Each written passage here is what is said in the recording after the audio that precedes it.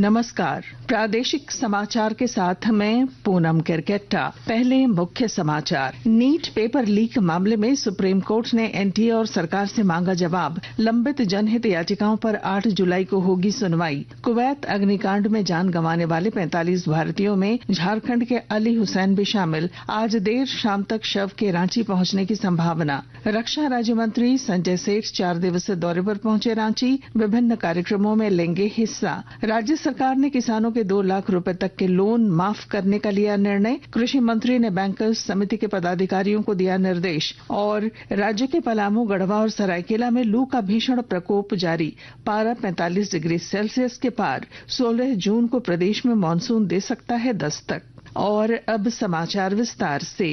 सर्वोच्च न्यायालय ने आज नीट यूजी परीक्षा में प्रश्न पत्र लीक और अन्य अनियमितताओं के आरोपों की सीबीआई जांच की मांग वाली एक जनहित याचिका पर सुनवाई करते हुए केंद्र और राष्ट्रीय परीक्षा एजेंसी एनटीए से 2 हफ्ते में जवाब मांगा है। न्यायमूर्ति विक्रम नाथ और न्यायमूर्ति संदीप मेहता की अवकाश पीठ में मामले की सुनवाई हुई। अन्य लंबित जनहित याचिकाओं पर 8 जुलाई को सुनवाई होगी। शीर्ष अदालत ने मुकदमेबाजी से बचने के लिए नीट यूजी विवाद पर विभिन्न उच्च न्यायालयों में लंबित मामलों को शीर्ष अदालत में स्थानांतरित करने की मांग करने वाली राष्ट्रीय परीक्षा एजेंसी की याचिका पर निजी पक्षों को भी नोटिस जारी किया है।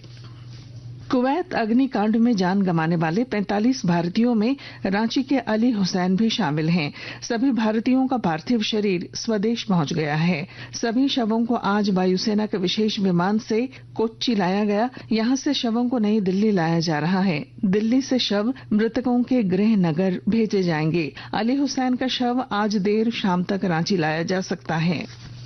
रक्षा राज्य मंत्री संजय सेठ आज 4 दिवसीय दौरे पर रांची पहुंचे। उनके रांची पहुंचने पर भाजपा कार्यकर्ताओं ने भव्य स्वागत किया। अपने रांची प्रवास के दौरान वे विभिन्न कार्यक्रमों में हिस्सा लेंगे। केंद्रीय महिला बाल एवं विकास मंत्री अन्नपूर्णा देवी भी आज झारखंड पहुंची हैं। दोनों केंद्रीय मंत्रियों के सम्मान में रांची स्थित भाजपा कार्यालय में स्वागत समारोह का आयोजन किया गया। समारोह में पार्टी के प्रदेश अध्यक्ष बाबूलाल मरांडी सहित कई वरिष्ठ नेता मौजूद थे। केंद्र में मंत्री बनने के बाद पहली बार झारखंड पहुंची केंद्रीय मंत्री अन्नपूर्णा देवी ने कहा कि झारखंड में ट्रैफिकिंग और कुपोषण जैसी कई चुनौतियों का हल आने वाले दिनों में उन्हें करना है। 2014 से लगातार देश के आदरणीय प्रधानमंत्री श्री नरेंद्र मोदी जी बेटी बचाओ बेटी पढ़ाओ अभियान के माध्यम से महिलाओं को, बेटियों को, किशोरियों को आगे बढ़ाने का काम, सशक्त करने का काम, जो उनके अधिकार हैं उससे जागरूक करने का काम वो लगातार कर रहे हैं। और आज महिला बाल विकास मंत्रालय भारत सरकार की ओर से सक्षम आंगनवाड़ी, पूरी सुविधा आंगनवाड़ी केंद्र के अंदर हो, हमारे बच्चे वहां पे आते हैं, उनको हर तरह की व्यवस्था मिल सके। हमारी किशोरियां हैं, गर्भवती माताएं हैं, धात्री माताएं, पोषण से संबंधित उनको जागरूक करना और उनको सप्लीमेंट्री फूड देना, ये एक सरकार के कार्यक्रम निरंतर चले आ रहे हैं। स्वागत समारोह को संबोधित करते हुए रक्षा राज्य मंत्री संजय सेठ ने कहा कि प्रधानमंत्री नरेंद्र मोदी के नेतृत्व में देश में कई सकारात्मक बदलाव आए हैं। उन्होंने राज्य सरकार पर हमला बोलते हुए कहा कि आने वाले विधानसभा चुनाव में राज्य की जनता वर्तमान सरकार को माकूल जवाब देगी।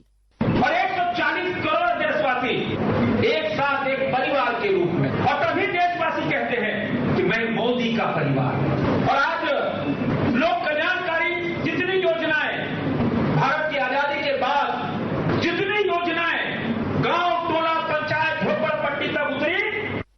साहिबगंज महाविद्यालय में रसायन शास्त्र स्नातकोत्तर विभाग के प्रमुख डॉक्टर अनिल कुमार को Blue Eyes Intelligence Engineering and Science Publication और European Journal of Pharmaceuticals and Medical Research के लिए चुना गया है।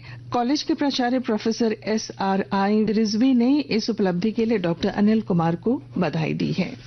पश्चिमी सिंहभूम जिले में सड़क सुरक्षा को लेकर प्रशासन ने ई-रिक्शा चालकों और मालिकों को चेतावनी दी है। विस्तृत ब्यौरा दे रहे हैं हमारे संवाददाता। पश्चिमी सिंहभूम जिले में सड़क सुरक्षा को लेकर प्रशासन ने सख्त रुख अपनाया है। जिला मुख्यालय में 3000 से ज्यादा ई रिक्शा चलते हैं, लेकिन इनमें से अधिकांश बिना रजिस्ट्रेशन और बिना लाइसेंसधारी चालक द्वारा चलाए जाते हैं। इससे पूर्व भी प्रशासन ने ई रिक्शा चालकों और मालिकों को चेतावनी दी थी, लेकिन अभी भी ई रिक्शा वाले रजिस्ट्रेशन और लाइसेंस को लेकर गंभीर नहीं दिखते हैं। इन्हीं सब कारणों से प्रशासन ने ई रिक्शा वालों के खिलाफ कार्रवाई करने का निर्णय लिया है। ई रिक्शा बेचने वाले डीलर नियमों के विरुद्ध बिना रजिस्ट्रेशन और इंश्योरेंस के ही ई रिक्शा बेच रहे हैं। सदर अनुमंडल पदाधिकारी अनिमेश रंजन ने कहा है कि अवैध ई रिक्शा परिचालन के मामलों में अब डीलरों पर भी कार्रवाई की जाएगी। दिलीप बैनर्जी, आकाशवाणी समाचार, चाईबासा। आकाशवाणी के ताजा तरीन समाचारों के लिए आप हमारी वेबसाइट newsonair.gov.in पर लॉग ऑन कर सकते हैं। ताजा समाचार X handle @AIR news alerts और Facebook page All India Radio News पर भी उपलब्ध है।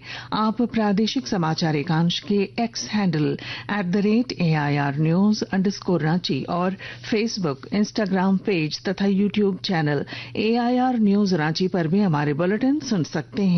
प्रादेशिक समाचार आप आकाशवाणी रांची से सुन रहे हैं। शेष समाचार इस विराम के बाद।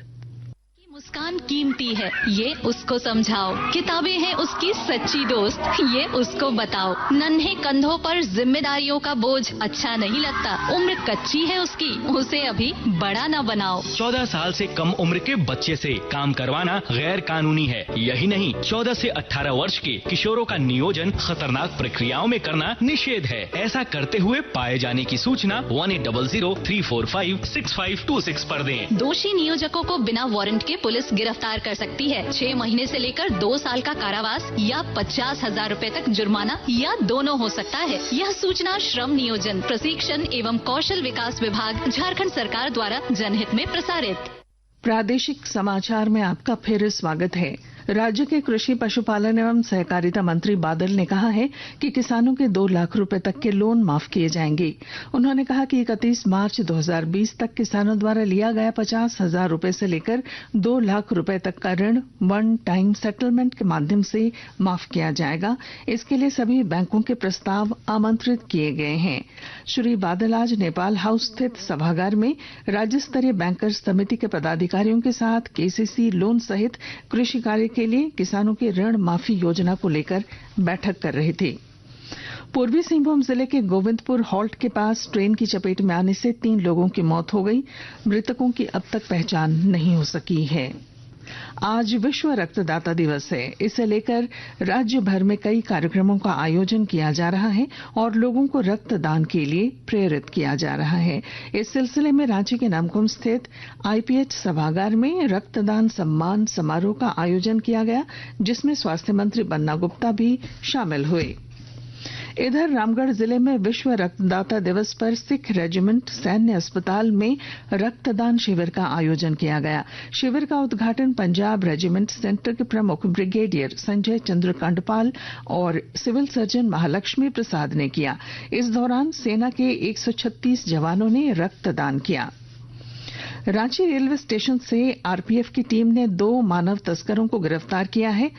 ये तस्कर एक नाबालिग लड़की को बेहतर नौकरी का लालच देकर लातेहार से चेन्नई ले जा रहे थे। मौसम। राज्य के पलामू, गढ़वा और सरायकेला में लू का भीषण प्रकोप देखा जा रहा है। पलामू और गढ़वा में आज भी पारा 45 डिग्री सेल्सियस के पार रहा। मौसम विज्ञान केंद्र रांची ने इन जिलों के लिए लू का रेड अलर्ट जारी किया है। मौसम विभाग ने बताया है कि अगले 24 घंटों तक लोगों को गर्मी से राहत नहीं मिलेगी। और अब अंत में मुख्य समाचार। नीट पेपर लीक मामले में सुप्रीम कोर्ट ने एनटीए और सरकार से मांगा जवाब। लंबित जनहित याचिकाओं पर 8 जुलाई को होगी सुनवाई। कुवैत अग्निकांड में जान गंवाने वाले 45 भारतीयों में झारखंड के अली हुसैन भी शामिल। आज देर शाम तक शव के रांची पहुंचने की संभावना। रक्षा राज्य मंत्री संजय सेठ 4 दिवसीय दौरे पर पहुंचे रांची। विभिन्न कार्यक्रमों में लेंगे हिस्सा। राज्य सरकार ने किसानों के 2 लाख रुपए तक के लोन माफ करने का लिया निर्णय। और राज्य के पलामू, गढ़वा और सरायकेला में लू का भीषण प्रकोप जारी, पारा 45 डिग्री के पार। और इसके साथ ही आकाशवाणी रांची से प्रादेशिक समाचार का ये बुलेटिन समाप्त हुआ। नमस्कार।